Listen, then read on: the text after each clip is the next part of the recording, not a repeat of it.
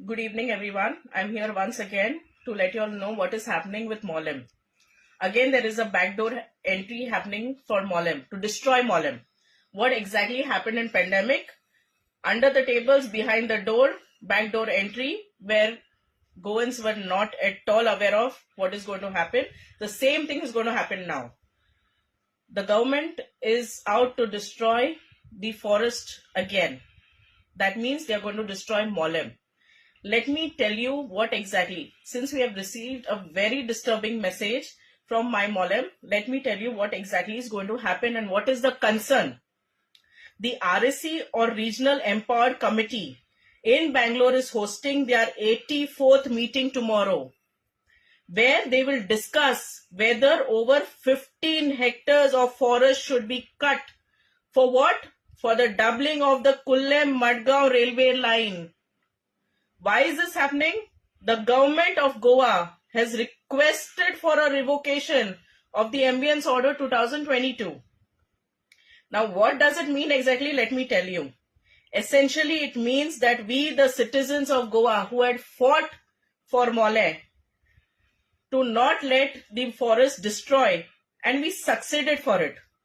The government is now requesting that this order be revoked and the railway be given permission to cut through the forest. My question to the Goa government is, why do you want to revoke and why do you want to destroy mollem? Knowing that it is lungs of Goa, why are you behind it once again? What is really bothering them? I really don't get it. What is the scientific committee doing about this? Let me tell you. Earlier in this week, scientists sent a letter to the regional committee to not go ahead with the railway double tracking project. The letter stated that the Western Ghat has over 325 globally threatened species.